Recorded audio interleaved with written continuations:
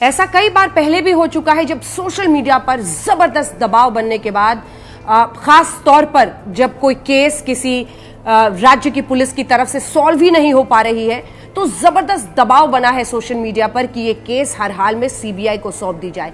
ऐसा पिछले कई दिनों हुआ है, लेकिन सबसे ज्यादा ये दबाव सुशांत सिंह राजपूत की मौत के बाद सामने आया।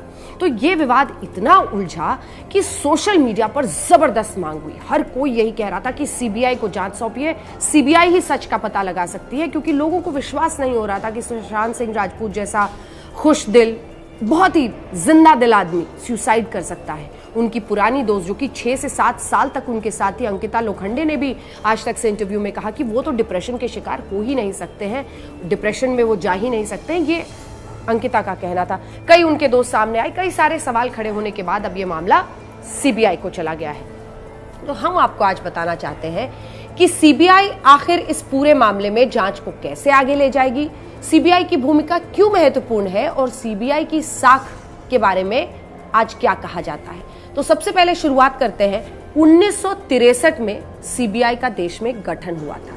हालांकि जब शुरुआत हुई तो भ्रष्टाचार या फिर इसी तरह के मामलों में ज्यादा सीबीआई की दखल थी और उसी समय जांच ऐसे ही मुद्दों की होती थी, लेकिन बाद में इसमें हत्या के अलावा जो वित्तीय अपराध है, ये सब कुछ, इसमें आतंकवाद, ये तमाम ऐसे मुद्दे शामिल होते चले गए। कई बार आपने सुना होगा परिवार जो बहुत ही जिन्हें लगता है कि पुलिस ठीक से काम नहीं कर रही है, वो फौरन सीबीआई जांच की मांग करते हैं। तो उसकी वजह यह है कि जो सीबीआई है वो एक ऐसा देश का संगठन है, सेंट्रल ब्यूरो ऑफ इन्वेस्टिगेशन, जिसे आप कह सकते हैं सर्वोच्च संस्था, जिसे जांच एजेंसी के तौर पर अभी तक देश में देखा जाता है। तो हम आपको अब ये बताते हैं कि सीबीआई में कितने विभाग हैं और वो क्या क्या देखते हैं। जब सीबीआई का गठन हुआ तो इसे कई हिस्सों में बांटा गया। एंटी करप्शन डिवीजन, यानी जो केंद्रीय सरकारी कर्मचारियों, केंद्रीय पब्लिक उपक्रमों और केंद्रीय वित्तीय संस्थानों से जुड़े भ्रष्टाचार और साथ ही धोखाधड़ी के केसेस का इन्वेस्टिगेशन करता है। तो ये एंटी करप्शन ब्यूरो सबसे पहला और सबसे बड़ा हो गया। उसके बाद है economic offences wing.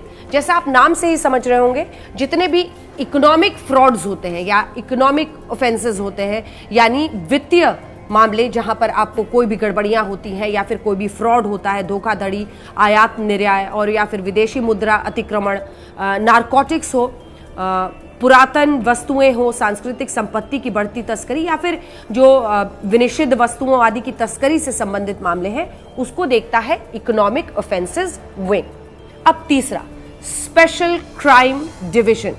Special crime division, अगर कहीं पर बॉम्ब ब्लास्ट हो जाए, अगर कहीं पर आतंकवाद का कोई केस हो, अगर कहीं पर संवेदनशील कोई मुद्दा हो जिसमें मानव वध जैसा कोई मुद्दा हो, जैसे आपने देखा होगा बहुत बड़े बड़े ऐसे केसेस हुए हैं जिसमें हत्या का बहुत ही सनसनीखेज मामला सामने आया है। तो ऐसे जो तमाम केसेस होते हैं माफिया के, अंडरवर्ल्ड के, इन सबको ये स्पेशल क्राइम डिवीजन जो है वो देखता है।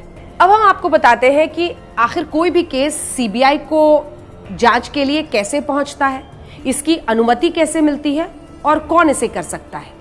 तो अगर कोई राज्य ये सिफारिश करे, जैसे सुशांत सिंह राजपूत केस में बिहार सरकार ने ये सिफारिश की केंद्र सरकार को, उसके बाद केंद्र सरकार एक अधिसूचना जारी करती है और उस अधिसूचना के जारी होने के बाद ही सीबीआई इसकी इन्वेस्टिगेशन शुरू कर सकती है। अच्छा, अधिसूचना जो जारी होती है वो केंद्र सरकार द्वारा की जाती है। जैसे सुशांत सिंह राजपूत के मामले में डीओपीटी ने ही इसका, department of personal and training जो है वो इसकी अधिसूचना जारी करता है। उसके बाद सीबीआई पूरी जांच को टेक ओवर करता है।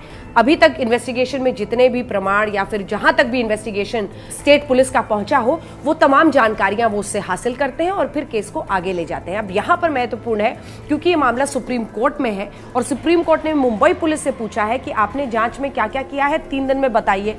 तो वो तमाम जानकारियां इकट्ठा होंगी, वो सब सीबीआई को दी जाएंगी।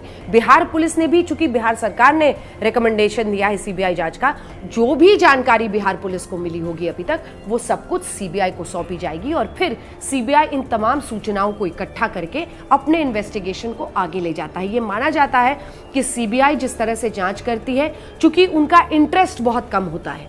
जैसे कोई स्टेट पुलिस है तो उस पर यह आरोप लगता है कि चूंकि उसी इलाके के हैं मुंबई पुलिस पर लगा कि बॉलीवुड से उनकी हमेशा बातचीत होती है, संपर्क होता है, उनके एनुअल फेस्टिवल में बॉलीवुड स्टार्स आकर परफॉर्म करते हैं, तो क्या उन पर हाथ रखने से मुंबई पुलिस पीछे हटेगी?